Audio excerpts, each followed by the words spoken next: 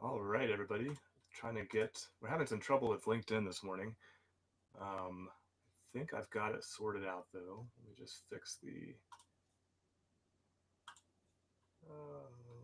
preview. Here we go. Okay. I can see Bruno now. Bruno, can you see me? Yes, Justin. Okay. I think we're live on both YouTube and LinkedIn. LinkedIn was being really finicky. I had to restart it like 3 times, so sorry about Well, that. Didn't get as much of the live stream preview video that I tried to get running before the live stream. So, all but right. you fixed it. Yes, yes. And are you off of Wi-Fi? Yes, I'm Okay, on the perfect. deal. Well, welcome everybody. Welcome to Bruno. First, I think you're my first guest on a live stream, so this is awesome. Great. Yeah, yeah. Glad to have you. We're here to talk about digital integrations and specifically digital integrations within the enterprise architecture application. And Bruno, everybody knows who I am, so let's go ahead and introduce you and your role and what you do at ServiceNow, and maybe just a little bit how you're connected to this product in ServiceNow. Yeah. So I'm Bruno. I'm based in Belgium, close to Brussels, the capital. I'm with ServiceNow about almost 8 years. I started my career as a senior technical consultant. I was then a solution architect. And since a couple of years, I'm a platform architect. So I'm in the delivery side of the house. I work for customer success, and I'm part of an impact squad working for our customers in service now, the larger customers, I would say. That's me. Awesome, awesome. Well, glad to have you. Just for sake of introductions, I'll say my name is Justin, and or Justin Meadows is my full name. My current role, I'm kind of an independent contractor at the moment. I'm also YouTube creator and put out videos about ServiceNow. I'm very passionate about the platform, and I started working with ServiceNow back in 2017 when I worked for a healthcare organization, and we rolled out ServiceNow. So that's how I've come to this place that we are. And today we want to talk about digital integrations. I did a live stream on it before. Bruno happened to hop on, I think after the fact. I think you saw the video come through LinkedIn. You weren't even aware that was happening, and I got to learn some stuff from Bruno about how this application came to be, and we're excited to share that with you guys. But we want to start with kind of the basics, right? So, what is enterprise architecture? What are digital integrations? And feel free to add some color, Bruno. But I'll just say, enterprise architecture is a discipline, or it's a function that you would have in an organization that manages technology, and your enterprise architects are kind of looking at the landscape of what's out there, both the application landscape and the infrastructure landscape. And enterprise architecture in ServiceNow allows them to manage that, like understand what's out there, how it relates to business capabilities, what are the life cycles around applications and the actual technologies, and to manage that, create projects, create demands, track what's going on, in a sense, kind of do their job within ServiceNow, and including things like visualizations and data modeling. Did I leave anything out? Well, I think they mainly focus on linking business capabilities to business applications and focusing on business rationalization. I mean, Yep.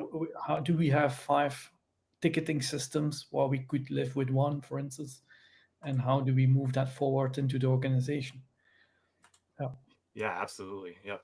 And one of those things that you can manage is your integrations, your digital integrations. And I like to think of those, Bruno, as like if if you have an application in your architecture, in your landscape, and that application has an API, or an application programming interface, then that represents a digital interface. And if somebody's using that API, or that digital interface, that represents a digital integration. Is that fair? That's correct. Okay, Completely correct. Yes. cool. So in my previous live stream, what I did, and I'm going to share my screen here, I actually built one.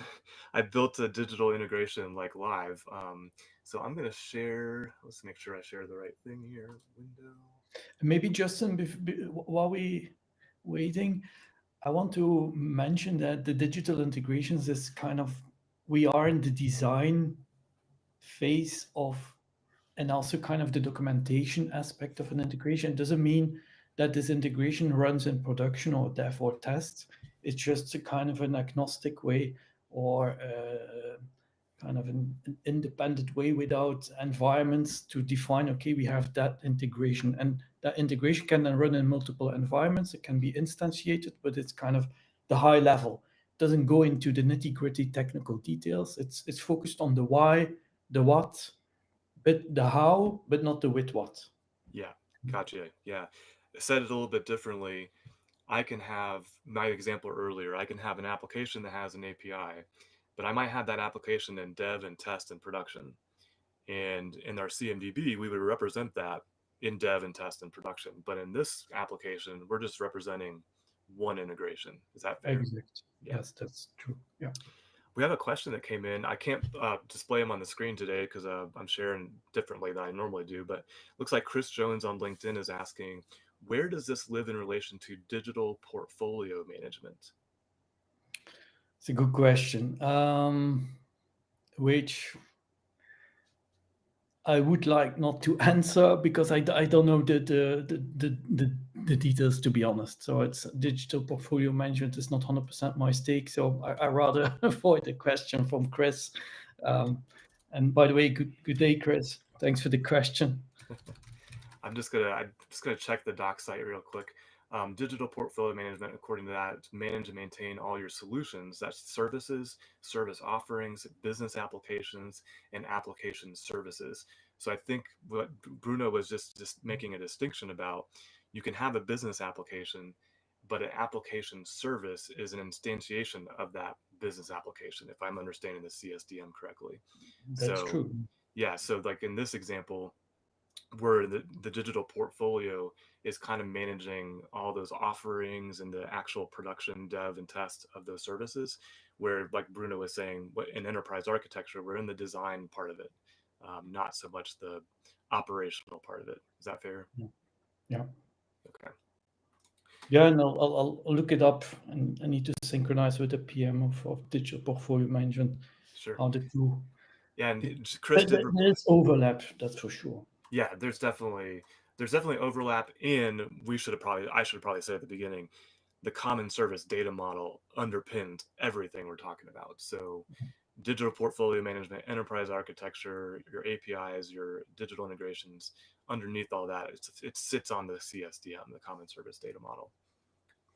So while he's doing that, what I've got up on the screen, I mean, by the way, Chris followed up and said he about, about dodging the question. So um, that what I've got up on the screen is the enterprise architectural workspace. And so we want to just give you a visual of what we're talking about when it comes to digital integration. So I'm going to head over to the portfolio, Chris, within enterprise architecture. It's not the digital portfolio, but it is a portfolio. And it's basically in a workspace. It's our list view of the different assets within enterprise architecture. And one of those are digital integrations. And before I get ahead of myself, there is the digital interfaces, which I actually wanted to show first. So think of a digital interface as, like I was saying earlier, you have an application, and that application has an API. I wanted to pull up.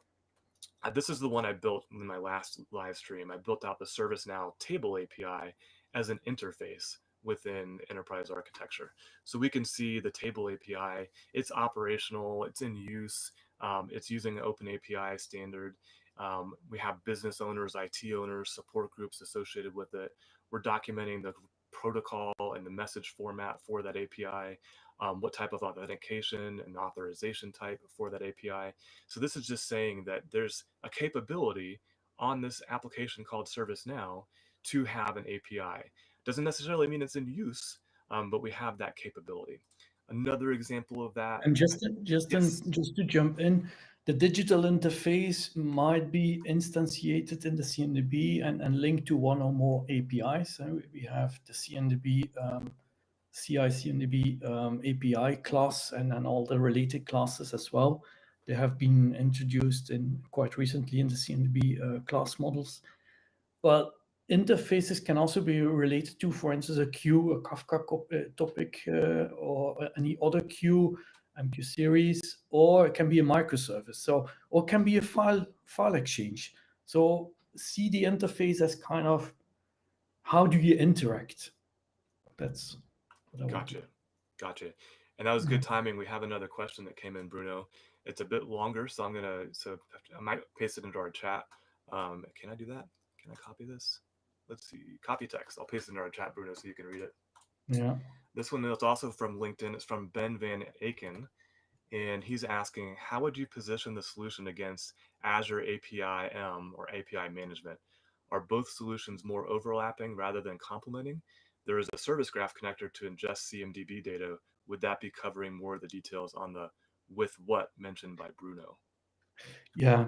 The this Azure APIM is really how you deploy it, how it runs, and that's the kind of the instantiation of what you have defined in the digital interface. So they are linked to each other. They cannot, and then ideally first you design what kind of interfaces do I need, and then you build it either in-house or you go to Azure and you define them in Azure, but they are not competing with each other. They are complementing each other. One is the design world, the other one is the run world, I would say. And there are service graph connectors indeed, but the data will go into the CNDB, and the APIs, they can be related to digital interfaces. So we have an M2M relationship table between each other. Currently, it's still a kind of a manual task. We are thinking about how can we automate linking an API directly to an interface, but that's another story. Yeah, on that same topic, Bruno, you and I were talking beforehand. There is an application from ServiceNow called API Insights that Yeah, kind of complements this, and it's the operational side of it, kind of similar to, I guess, what you're saying with Azure API management, where it can bring into those CMDB classes you mentioned, and have those instantiations of the API tracked and populated using Service Graph connectors. yeah. And indeed, with the API insights, the goal is then we ingest data from Kong, APG, Azure, other kind of API frameworks, I would say. And the idea is that we have one consolidated data model that we can kind of get all the APIs that you're using in your company in one place in ServiceNow. Then we can also kind of define, okay, do they comply with any regulation? For instance, are they all working, for instance, client certificate based? I'm just inventing now something. But as well, we can then show in API insights whether there's a related digital interface to it, because it's sometimes very strange that there are so many APIs out there in the world which never have been discussed or agreed. Because it gives you also kind of insights. There's a kind of governance around it. Yeah. Sure. Yeah. Like, I'll give the example that comes to mind with that statement is ServiceNow. If you implement ServiceNow, it has a bunch of pre-built APIs in it that are just sitting there waiting, right? They're all available. Yeah, you have to be authenticated to use them, but where is the documentation about what are the capabilities available? Um, Yeah. and there's more than 50, I think, API interfaces. At least if you go into the API Explorer, it seems like there's a lot in there. Every day there are more coming. Yeah. Yeah. Ben followed up and said, excellent. Thanks for elaborating. So sounds like we Thanks, tackled man. that question. Okay. So this is the digital interface. Let me now flip back to the actual digital integrations. And I had an example in my notes that I wanted to pull up. The buy it invoice right here, this number 1102. So this represents an integration between a digital interface and a business application. In this case, it's the buy it invoice tracker and an SAP SCM. And so we're able to see that it's using this digital interface, and this is the provider application of the digital interface. Did I get that right, Bruno? Yeah. Okay. So this application has this digital interface, and the subscriber is the buy it business application represented down here. So this is where we're establishing the relationship between two business applications via that digital interface. Fair? Is that fair? Yeah, that's fair. And as you can see, there's kind of an optional subscriber digital interface. This is, for instance, if you want to have a bi-directional integration between two applications, to ingest data in one application, you need to connect to the provider digital interface. And when the provider digital interface needs to send back kind of an update, imagine you have two ticketing systems integrating with each other.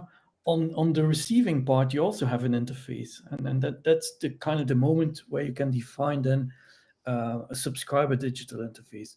But sometimes it depends whether it's kind of a push or a pull mechanism. Sometimes you don't need that interface. So we leave it a little bit open, up to you how you want to make use of it. For sure, there's always a provider and interface and an application and a subscriber. That's the bare minimum, I would say. Okay. So this could represent a bi-directional integration between two applications. I don't have to Yes. create the one direction as a separate integration and the other direction as a separate integration. I can just have one that represents both. Yeah, you have, yeah, and I think there's a data flow direction field as well that where you can define it's kind of an incoming, outgoing data flow. You see outgoing provider to subscriber, but you can change this to bidirectional, or it's like an incoming connection. And if you say bidirectional, I think there's also like a triggering application. So I think there's enough to play with. Yeah, maybe only the triggering is when it's incoming, outgoing, but yeah. Cool. Yeah. Pretty robust. So we got all this documented. Let me scroll back up just real quick to make sure we don't miss anything. The integration itself can be versioned, have a lifecycle stage and its lifecycle status. Let's take a look at those stages there. And then depending on the stage would drive your status. I guess I should pick one instead of doing what I just Yeah, did. Let's say we're in design stage, and then I get the maybe build, and then I can associate it with a business unit. It's kind of typical like you'd see on a business application. yeah, You can free text a description about it if you need to. And then back in the functional section, Bruno was highlighting there, we've got the data flow direction, whether it's synchronous or asynchronous. There's the trigger, manual, scheduled, process driven, or event. Is it push? Is it pull? Is it pub sub? Is it guaranteed? What's the interval for it? And is there any middleware? So middleware would be what, an interface engine? Is that right? yeah. Could be indeed. And currently we have only one option to select the middleware. We are aware there's kind of a limitation. Some customers, they want to specify multiple middlewares that are in use. Currently, you need to create one which is making a combination. We are looking into kind of having a related list where you can define specific order of different middlewares that you want to use. But see the middleware is not as kind of an operational thing, but rather kind of a high level description what type of middleware you are using. Gotcha. Gotcha. Bruno, it looks like we got a comment. I don't know if it's a question from Chris again. He says, these attributes mirror processes in Lean IX and other similar apps like Orbis. That is the provider and subscriber fields. Well, I guess we're not the only ones inventing the hot water, but this was missing on the ServiceNow platform. So the naming might be similar as how it is used in other applications. For us, it seemed like normal and not a copy paste. From a value point of view, I mean the values in the drop downs. We try to make kind of a generic list which fits for all of our customers. That said, the values are not written in stone. So if you want to add your own values, these are just choice lists. That's a simple configuration that you can apply yourself. Yeah, and Bruno, you actually have, speaking of, solving this problem more than once, you have some background with this particular application because you, if I remember your story, and I would love you to share that if you can, that you were working with a customer that had this as a problem they were trying to solve, and that's how this application came to be. Is that right? Well, yeah, I work for one of our European customers. And when we started the project, we had one integration with an Active Directory. That's usually the first one because you need to have user data. Who are your users in the platform to who is admin, who is then a fulfiller. And very soon there was another integration, and we said, okay, we need to put some structure in place. We need to document it. We had then a PowerPoint template with 10 slides where everybody could kind of document their integration, where we were asking questions. How is the authentication done? What is the name of the integration user? What's the kind of amount of data that you're going to push or pull on a daily, weekly, monthly, yearly basis? All other kind of questions that you see here, the why questions. Then we came to kind of a conclusion. Actually, we need to run some reporting on top of it because which of these integrations are using a mid server? Mm. And then we realized, wow, it's nice to have everything documented in a PowerPoint, which allows us to make nice kind of system diagrams, which is also required, but we can't report on it. Then we didn't follow actually a good practice to build a table on the ServiceNow platform. So we made a mistake. We went for an Excel, and we had then I think 200 integrations in an Excel on a SharePoint. All of our solution architects in the different streams had to maintain their records until the day that we realized there's some kind of data corruption in our Excel.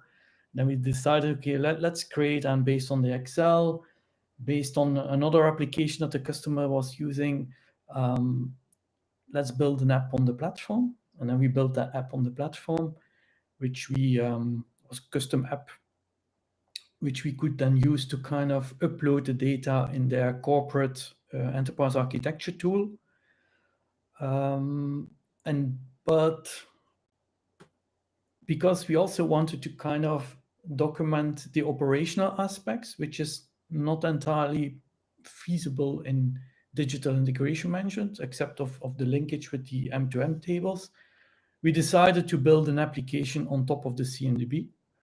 That was then to like version 4, the PowerPoint, the Excel, and a custom app, and then a second custom app, but then built on the CMDB. And I'm based actually on that custom app, which we still use at a customer. I started to kind of spread the news into our ServiceNow community, like what kind of advantages and what value do we get out of this? Because in the meantime, for that customer, we have over 350 active integrations being documented, not with one instance, but with a couple of instances. But and unfortunately, or the good news is, we still adding new integrations. Sometimes we kind of decommission some of them as well. But if you have 350 integrations, there's nobody anymore that knows what we have put in place 3 years ago, what was the ratio behind it, and who was involved, which team is responsible for it. So that's what we all manage with the app, which you can also do now with digital integration management on the ServiceNow platform. So that's a bit the history Yeah, why we are here. that 300 plus integrations just blows my mind. Like trying to manage that seems incredible to me. It's not a smaller customer. It's but we do have these type of customers where they have a lot of integrations internally as well as externally with some of their system integrators. For instance, if you have a contract with an HP, a Dell, a Lenovo to manage your kind of infrastructure, laptops, servers, networking gear, and so on, you need to interact with them because sometimes things are broken, and you need to exchange some tickets with these suppliers. These are also integrations that you can document with digital integration management, because then we do not have a business application, but like a company, and a company can have an interface. And that's also something you can document now in digital integration management. Got you. Wow. And some of those attributes you were had in your spreadsheet and in the custom app. you're talking about reporting, that's kind of stuff like this that we're seeing on the screen, right? Criticality, confidentiality, availability, integrity, Yeah, ownership and support groups, stuff like that. That allows you to do reporting, but also, like you're saying, troubleshooting, support, kind of who's responsible for it, who do I go to get help, stuff like that. exact. Yeah. For instance, if your operations team notice an event which is related to a certain integration user, we also can manage the credentials here, which is kind of an operational thing, but so there's a dedicated tab for it. But then they can figure out, okay, which team is responsible for this integration. They can reach out if they need to have more help or to understand the errors in the logs.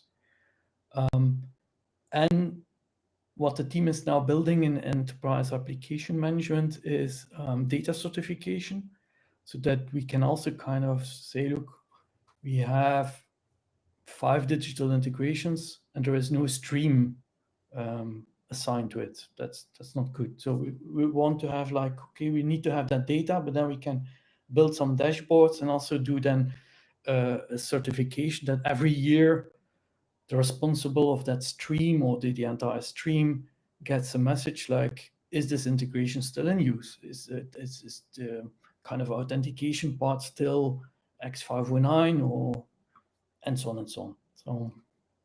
So just like another configuration item certification.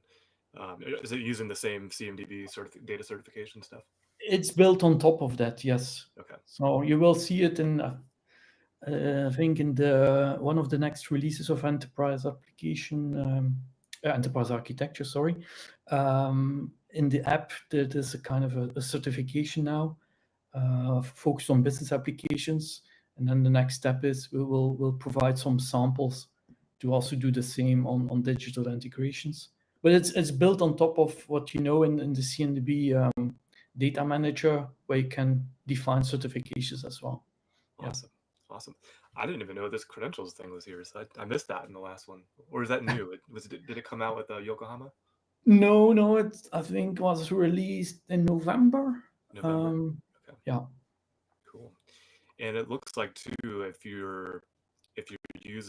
the credential lives in ServiceNow, you can actually select it Yes. um, to use that credential that's already in ServiceNow. There's kind of a caveat behind it. If the business application, you need to set the business application as a ServiceNow platform, and if it's then a ServiceNow platform, there is kind of a reference to the sysuser table where you can select a user. Otherwise, it's just a string where you can mention the integration username.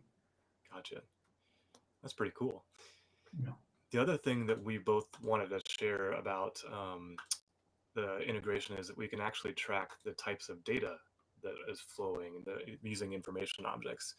And for those that may not be familiar with information objects, because it's typically a enterprise architecture thing, it can be as high level or granular as you want, but you can define in your ServiceNow instance what types of data are flowing through these integrations. And I've got some examples up on the screen. But there was a caveat to that too, right, Bruno? Yeah. So the idea is you you cannot define information objects in your integration if you do not start with a business application. So let me start from the beginning. On a business application, you're using information objects. Either you're creating or consuming them, but usually you create them. And on the business application, there is a related list where you can define one or more information objects, and there's kind of a CRUD operations where you can define creating them, updating them, deleting them, and so on. Then a business application can have one or more digital interfaces. And so imagine you have 5 information objects on your business application. Then you can say, look, on one of my digital interfaces, I'm exposing 3 of them. For instance, you have customer service management, and I have a case object, that's an information object. I have an account and a contact. I'm now simplifying it. but that's kind of the data that you expose. And that's what you can use then in your digital interface. And you cannot specify more information objects on your digital interface than which are available in your business application. And then in your digital integration, so I have an external app connecting then to my interface, then either the three information objects which are available in the interface can be used or exchanged, or only one of them. Imagine you're just exchanging a case. So there's kind of a filtering down from the business application to the interface to the integration. That's kind of a little bit of business logic that we have put behind. Unless the interface is connected to a company, then obviously we don't know what that company and the business apps that are within that external company, what they're all managing, and then we just allow to select any information object. Gotcha. I love that the information objects are able to be tracked, because I always imagine a scenario or a situation where the security executive is like, there's been some kind of compromise or some kind of breach, and they're like, tell me everywhere we have customer data. Yeah. And if you've done your job and tracked these information objects, it should be pretty easy to report on, to find out where that data is and how it's being used through something like digital integrations. Yeah, that was the main driver for us to know, okay, where am I exchanging customer contacts with? Yeah, I think in Europe you've got the different regulations there. They're pretty strict around privacy and managing customer data. So yeah, you can imagine in the US they won't pass any legislation around privacy for some reason. So you guys are kind of out there in the a step ahead of us and getting good regulations out there. I guess everybody wants to know where a part of the regulations and politics. I think everybody wants to know from where to where your data is flowing. If there is an issue, security issue, or whatever, who is involved, who should be informed. Right. Yeah. So that's kind of the genesis of how we got here with these digital integrations. And you mentioned also that there sometimes needs to be diagrams and stuff. So enterprise architecture also includes the visualization of not just the integrations, but your applications and how they talk to each other. So that's another capability if someone is purchased and is using enterprise architecture. Yeah.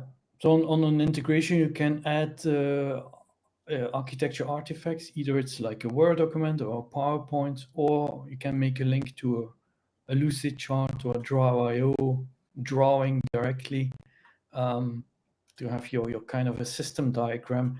Because sometimes these system diagrams, they show which network zone one application is, where there is a firewall. It shows with some arrows the connections, some comments on it, these interaction or an interaction diagram. All of that can be added in here, and you can add it to the integration as well. Awesome. So, and I think if you want to see all the different data objects that we have within the digital integration management on Docs, I've made kind of an ERD or an attempt to an ERD to show, okay, these are the different data objects that we have in use in this application. I'm just going to do it live here, Bruno. Let's check that out. Yeah. Digital integrations. Let's just hop over to create a digital integration. Let me get rid of this warning down here. And where would that be? Is it under... What was the word you used again? Oh, you're muted for some reason. Am I muted? Oh, no, I hear you. I think I looked at the stream. The stream is a bit behind us. Sorry about that. Okay. No, I was mentioning on Docs we have the ERD documented of the whole digital integration management. So I don't know if our audience is aware that we also manage the ERD on Docs. Is this on this site right here? No, on the Docs website. So on the ServiceNow. Let me Oh, you're not Thing. seeing my screen. Let me share differently. Ah, yeah. I shared a window, and I never do that. I always share a screen, and I that's my fault. Here you still go. saw the architectural artifacts. So There you go. There I am. This is the yeah, digital integrations. Yeah. yeah, exact. And I just posted in the chat. There's a link to the data model itself. Aha, that's right. Paste that in, and now we should be able to see that. Yeah. There we go. So Look at that, guys. sometimes this helps me to explain to my audience when we have prospects, they want to know more about digital integration management. What are the different objects that you have in place? How do they relate to each other? Well, with this diagram, you get some insights. And now you can actually see, now that we have this up, there's the CMDB tables coming in here. Here's Mhm. some relationships with CIs in the middle there. And where else did I see it at? I think those are the two. These are technically information objects are technically in the CMDB too. A Yeah, business application in the CMDB. Yeah, there's quite a lot going on, and well documented too, which is great. we do our best. It's a challenge. So, so this is actively being developed. So it's not a, you didn't build it once and it kind of sitting there. You guys are still enhancing it, making changes to it, and making it better for us, right? Yeah, well, one area where the EA team is now focusing on is the modeling part. So a little bit as Lucid Chart, but then having a Lucid Chart on top of the ServiceNow platform where you can select the different building blocks like two business applications, you link them with each other, you can define a digital integration and have it graphically represented. It's not showing the actual state, so it's really to uh, document your design, and you can have different versions of such a model which can be approved by certain authorities. And then digital integration objects can be used in that modeling as well. So that's the currently the main focus area. We do have some other stories in the backlog where we are working on. Um, There's always yeah. stories in the backlog, isn't there? It seems like. Luckily, yes, yes, and some are very small, and some are, yeah, it's very interesting, but it requires some kind of negotiations, I would say, or buy-in within the company how to achieve something. That's not always that easy. Sure, sure. We had another comment, Bruno, from Chris Jones again. He said enterprise architecture replaced the previous application and portfolio management that was part of strategic portfolio management, right?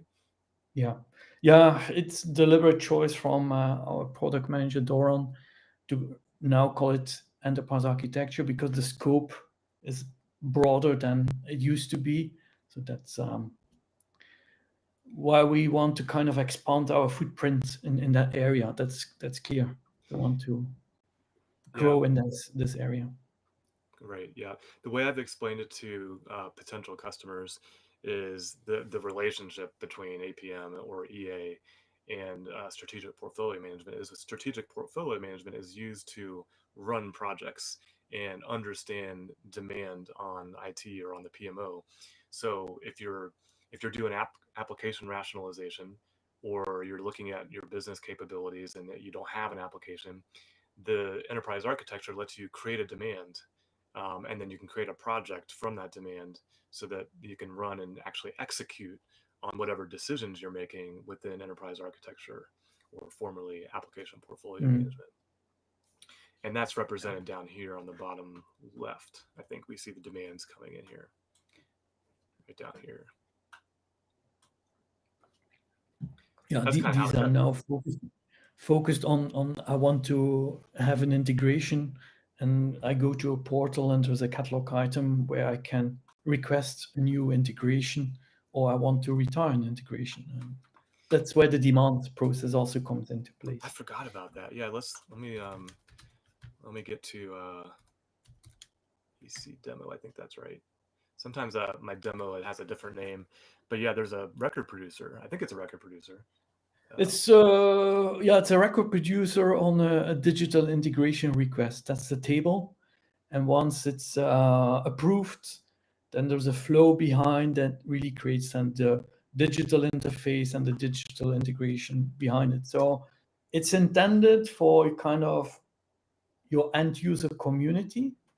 So I would say that the enterprise architects, solution architects who know all the nitty gritty details of what they want to build, they can use EA Workspace and create everything. And that's something else that I want to mention. In one of the recent releases, we removed all the kind of the modules to the core UI or core UI or UI 16 forms.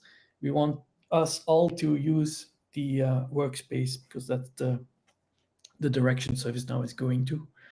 And then so actually your experts, they use the workspace, your end user community like a project manager or somebody in the business, they can go to the portal and as indeed can request a digital integration.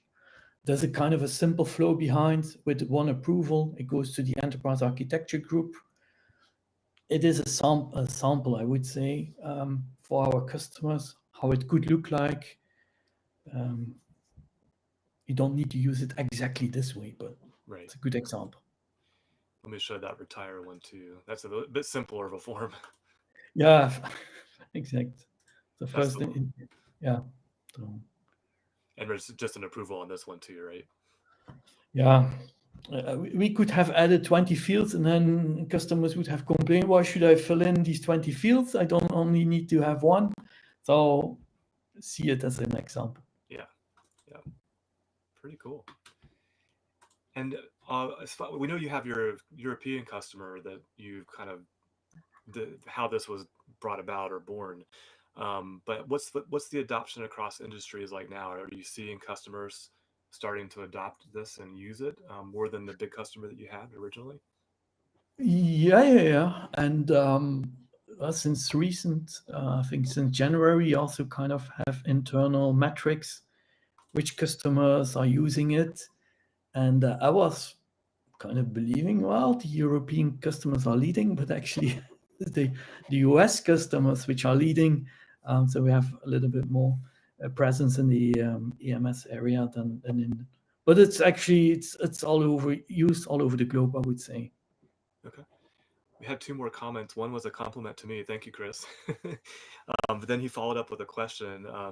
Is there a documented process artifact that shows the flow from enterprise architecture to demand, or a feature in SPM that shows how a request for a digital interface can be made and where in the SPM process? Hmm. So this doesn't run through SPM, this request and retire, right? No. It's something independent, I would say. So I think we have a lot of building blocks, but you need to connect the dots yourself. To be Okay. honest, yeah. So you could, so they can go in and modify that. Is it a flow in Flow Designer? Then if Yes, they wanted to indeed. like create a Yeah, demand from a request, they could do that yeah. in there. Yeah. Because recently I had a prospect, and for them it was even the data model, because the data model enforces you to always define a digital interface. And they were asking, can we get rid of this digital interface? I just want to have two business applications and digital integration in between. We said, like, yeah, technically you can do everything on the ServiceNow platform. You can bypass everything, but your technical depth will just grow when we adding more and more functionality. So what we did is we created, and I think I've posted it on the community as well. It's a very simple catalog item where you just mention two business applications, but behind the scenes, we are still creating then a placeholder digital interface, Mm, and relate them to each other. So the flows, they can be changed to your needs, I would say. Every customer does it a little bit in a different way. Just I would recommend honor the data model, use the data model, try to understand why we're doing this. yeah, makes sense. Yeah, and the I remember you said something about, and I think you covered this earlier when you said you had a custom scoped app, but when something doesn't exist in ServiceNow, a capability doesn't exist, your option is to build it yourself. But in this case, if I'm understanding you correctly, we have the capability now. So just if you're going to add on or build it, just be aware of that data model and don't introduce any technical debt Yeah. as you're doing that. If you feel there are requirements that you feel like other customers can benefit from it as well, on the support website, we have the ID portal. You can always submit an ID, or you can ping me directly if you have an ID. But if you do it on the ID portal, other customers can vote for it, or you can ask your peers to vote for it, and then we can consider it to put it in a backlog. Gotcha. And the idea portal is using SPM, right? Yeah. Yeah. Awesome. Has there been any innovations or a novel use cases by customers that you've seen where they've kind of done something different that you guys didn't think of? Putting you on the Mm. spot there with that question. No. I've seen the question when during our preparation. I was like, actually, no. So the only question I got is, do we really need to use this data model? And on this data model, because it differs a little bit of what I used in the two scoped apps that I have as well. So I want to mention that we discussed this with our CSDM colleagues, Scott Lamb and Mark Botman. So they were also big drivers and helping us out at that time, the APM team, to have the concept of this data model in place. And I must admit, in the beginning, also had to get used of the words digital. Okay, but what's an interface? What's an integration? How do they relate to each other? For me now, it's kind of natural, but small hurdle, and then to understand the concept, and then it works. So what I get very often as a question is, okay, like business applications are instantiated as application services. Can such a digital integration also be instantiated as something in the CNDB so that I can report an incident, a problem, or even log a change to make a change to my integration? That's one of the stories in our backlog where I'm kind of thinking of what's the best approach, because it also needs to be presented internally. If it's a CNDB table, then we have tons of questions about, do we need to introduce a new class? Can we reuse an existing class? In CSDM version 5, there's a lot of new service classes that are introduced. So we are thinking about what's the best approach. The simplest approach could be like we build an M2M table to, for instance, an application service, but we want to put some smart logic behind it as well. For instance, when you design your digital integration, you can mention a tag, for instance, and then when you do the build, that tag can be, for instance, be used in when you set up VMs, and then with the discovery, you will find other related CIs which have that tag. You can group them together, and for instance, a CMDB group could represent your integration in production. At least it's a better thing than nothing. And then that CMDB group, it has a tag, can be automatically linked to the digital integration. I'm now kind of a safe harbor.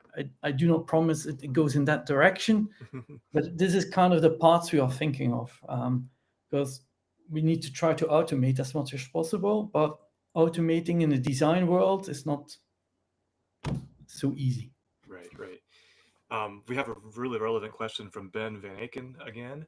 Why not use the CMDB API tables and put them in the application service container of either the publisher slash consumer? Yeah, that's but it's not only APIs that we have. We also have like queues and topics and microservices. So Ben, would like to brainstorm offline with you if you have an idea about it. That there's various angles and how you could try to solve this. Yes. Great, Let's great. see, put an application. I just Yeah. put the question in the chat just in Yeah. case, Yeah. Yeah. so you had it Thanks. to read. I can't believe it, Bruno. We're actually 53 minutes in. Well, Do you have any final thoughts or something you want to share with those that are watching now or later about this application? well, keep spreading the news about the application, I would say, and um, come back to me if you want to discuss functionalities, capabilities which are missing. Um, the product is now having a certain version. We can do better, we can enhance it, but we want to hear from you what is still missing. That's always what we want to do. I'm not a product manager, I'm a platform architect, but I'm kind of representing a little bit this product. I co-developed actually together with the APM team. So I was not only writing stories, and so I have kind of influence on the stories we want to put in the backlog and the prioritization, but I can also develop the stories myself and kind of release them. So if you have a compelling capability that is missing, let me know. Oh, we had two more comments come in. One from Chris. He said, I think he's talking to Ben. You're better off using dynamic CI groups, which I think was what you were Yeah, explaining. And exact. Yeah. then Ben added, yes, CMDB granularity is always hard, especially if you need to maintain it. Let's discuss offline. Smiley face. So Bruno, how can people, if they want to discuss that with you offline, how can they contact you? Good question. What's the best approach? They can write me an email on my ServiceNow email address. That's one option. Or login ID, and then we'll see it as well. Or if you do a community post on the end, the ServiceNow community, I'm also monitoring it's still called the APM area, where there are questions. So if I've interacted and Mark Cousteau from Product Success is also kind of actively monitoring these. So maybe the best place to start is with a community question, because then other kind of members of the community can also kind of see what kind of questions are popping up.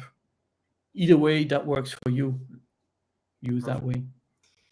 Yeah, Ben said great stuff, tremendous potential, especially with modeling capability on the roadmap, and a real lean IX slash SparkX slash competitor.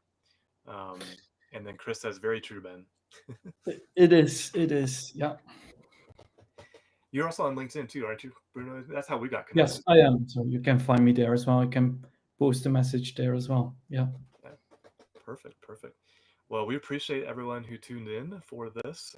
You've just heard, or you've seen a little bit of a demo of digital integrations and digital interfaces, and heard from the man behind the application, Bruno. So glad to have you, Bruno, on the channel for this live stream. And are you staying up late for this, or is this still afternoon for you?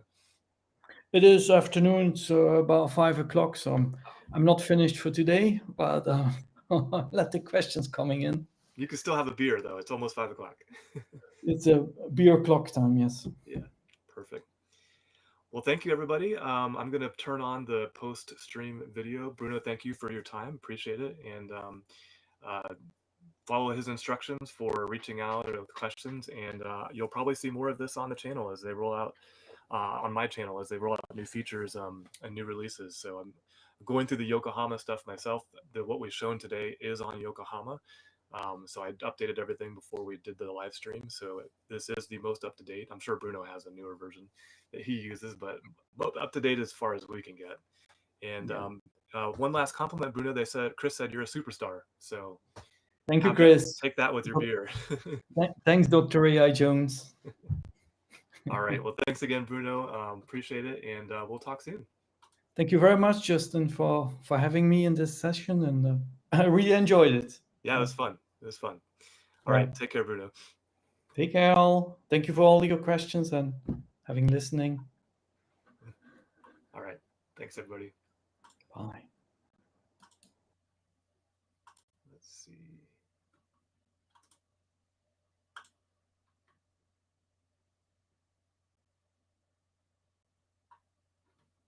Oh, I'm sharing my screen. I'm gonna stop sharing my screen. There we go.